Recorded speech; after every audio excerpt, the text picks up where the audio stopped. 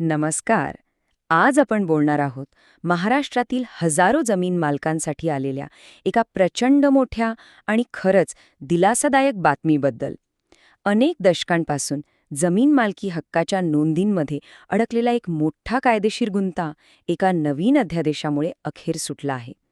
तर हा बदल नेमका काय आहे आणि याचा जमिनीच्या मालकीवर कसा परिणाम होऊ शकतो? चला सविस्तर जाणून घेऊया. कधी असा विचार केलाय की जमीन तर विकत घेतली आहे, पण सरकारी दप्तरात म्हणजे 7/12 उताड्यावर खरेदीदाराचं नावच लागत नाहीये?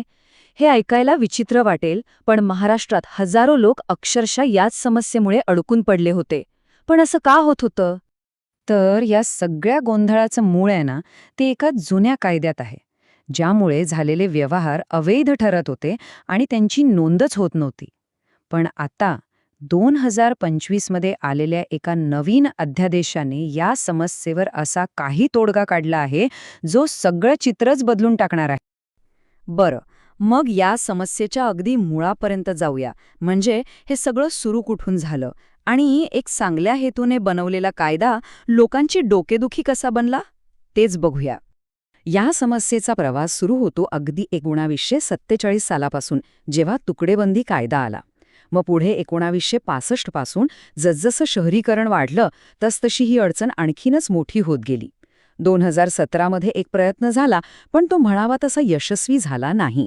आणि आता थेट 2025 मध्ये यावर एक अंतिम उपाय सापडलेला दिसतोय. तर ही तुकडेबंदी म्हणजे नेमकं काय? बघा, सरकारने प्रत्येक भागासाठी शेतीसाठी एक किमान क्षेत्र ठरवलं होतं, ज्याला प्रमाणित क्षेत्र असं म्हणतात. त्यापेक्षा लहान तुकड्यात जमीन विकायला किंवा तिचं विभाजन करायला या कायद्याने बंदी घातली होती. खरं तर उद्देश चांगला होता की शेतीचे लहान लहान तुकडे होऊ नयेत आणि ती फायद्याची राहावी. पण खरी अडचण सुरू झाली ना, ती शहरांच्या विस्तारामुळे. शहरं झपाट्याने वाढू लागली, शेतजमिनी, घरं आणि व्यवसायांसाठी विकल्या जाऊ लागल्या. आता हे व्यवहार लहान लहान तुकड्यांमध्येच होणार, त्यामुळे ते तुकडेबंदी कायद्यानुसार अवैध ठरले. आणि यामुळेच हजारो व्यवहार कायदेशीर असूनही केवळ कागदोपत्री अवैध ठरले आणि त्यांची नोंदच झाली नाही. आता असं नाहीये की या वाढत जाणाऱ्या समस्येवर तोडगा काढण्यासाठी सरकारने आधी प्रयत्न केले नाहीत. प्रयत्न झाले होते, पण ते प्रयत्न काय यशस्वी झाले नाहीत ते पाहणंही महत्त्वाचं आहे. बघा, सरकारने 2017 मध्ये एक प्रयत्न केला होता. त्यांनी जमिनी नियमित करण्यासाठी चालू बाजारभावाच्या तब्बल 25% प्रीमियम आकारला. विचार करा किती मोठी रक्कम आहे ही. नंतर तो 5% कमी केला, पण त्याचाही फारसा उपयोग झाला नाही. लोक पुढे येतच नव्हते. आणि गंमत म्हणजे ही गोष्ट आम्ही नाही सांगत, तर खुद्द सरकारनेच त्यांच्या अध्यादेशात हे मान्य केलं आहे. यातला महत्त्वाचा मुद्दा काय आहे की प्रीमियम कमी करूनही लोक पुढे येत नव्हते, कारण अनेकांना ते परवडणारच नव्हतं. आणि म्हणूनच एका नवीन धाडसी निर्णयाची गरज होती.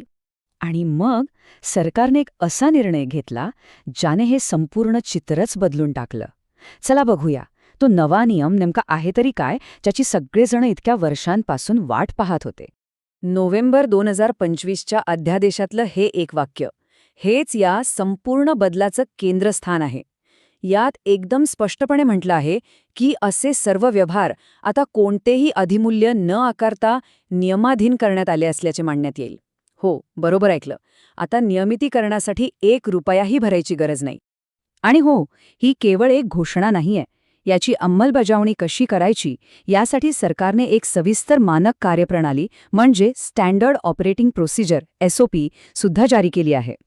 ही कार्यप्रणाली अधिकाऱ्यांना मार्गदर्शन करते की नोंदणी कशा आणि किती वेगाने अपडेट करायच्या आहेत. तर मग ज्यांना याचा फायदा घ्यायचा आहे त्यांच्यासाठी प्रक्रिया काय आहे ती अगदी सोपी ठेवली आहे. बघा, पहिली अट, व्यवहार 15 नोव्हेंबर 1965 ते 15 ऑक्टोबर 2024 या काळात झालेला असावा. दुसरी पायरी, तहसीलदाराकडे फक्त एक साधा अर्ज करायचा आहे.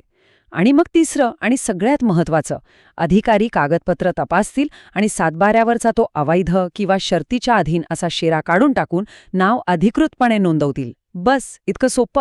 बरं, तर आता या सगळ्याचा शेवटचा आणि सगळ्यात महत्त्वाचा भाग पाहूया, म्हणजे या बदलाचा सामान्य जमीन मालकांच्या आयुष्यावर नेमका काय परिणाम होणार आहे. तर सगळ्यात महत्त्वाचा प्रश्न, याचा फायदा कोणाला होणार? सोपं आहे. ज्यांनी शहरांच्या आसपास लहान भूखंड खरेदी केले आहेत पण त्यांची नोंदच होत नव्हती, त्या सगळ्यांना याचा फायदा मिळेल. याचा थेट अर्थ काय? तर आता त्यांना कायदेशीर मालकी मिळेल, ज्यामुळे ते आता कर्ज घेऊ शकतील, बांधकाम परवाना मिळवू शकतील आणि सगळ्यात महत्त्वाचं, आपली मालमत्ता मुक्तपणे विकू शकतील. एक मोठी कायदेशीर अडचण दूर झाली. आणि या सगळ्यामागे सरकारचा मुख्य उद्देश काय होता हे सुद्धा यातून अगदी स्पष्ट होतं. त्यांना अनेक दशकांपासूनचा जमीन नोंदींचा जो काही गुंथा झाला होता तो सोडवून सगळे रेकॉर्ड्स अपडेट करायचे होते, जेणेकरून भविष्यातले व्यवहार सुरळीत आणि पारदर्शक होतील. तर मग आता खरा प्रश्न हा उरतो की सरकारने उचललेले हे धाडसी पाऊल महाराष्ट्रातील जमीन नोंदींचा हा प्रचंड मोठा बॅकलॉग खरोखरच संपवेल का? आणि या निर्णयामुळे जो विकास अडकून पडला होता त्याला एक नवी चालना मिळेल का? याचं उत्तर आपल्याला येणारा काळच देईल.